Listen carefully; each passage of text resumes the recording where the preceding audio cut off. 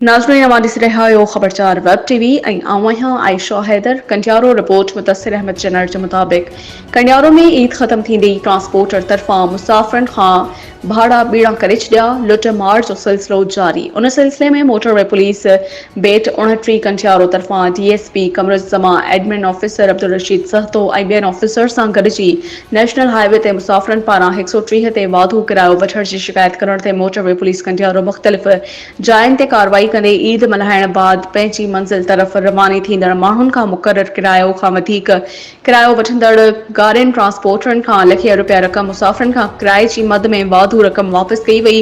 केतिरनि ई गाॾियुनि ते ॾंढ पिणु विधो वियो। राब्तो करण ते sector commander Qasim Iftikhar Warraich DSP Qamaruzzaman Khoso Abdul Rashid Sahto media खे ॿुधायो त additional IG Inkisar Khan DIG Shahid Javed जी ख़ासि हिदायतुनि ते ईद खां पोइ पंहिंजी मंज़िल तरफ़ माण्हू मुसाफ़िर सफ़र खे आसान ऐं महफ़ूज़ बणाइण लाइ मुकमल क़दम खयां पिया वञनि।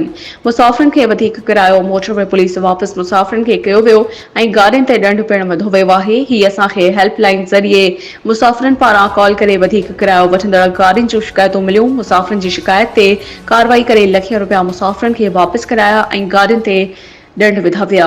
नाज़रीन ॾिसंदा रहो ख़बरचार वेब टीवी ऐं पढ़ंदा रहो ख़बरचार अख़बार।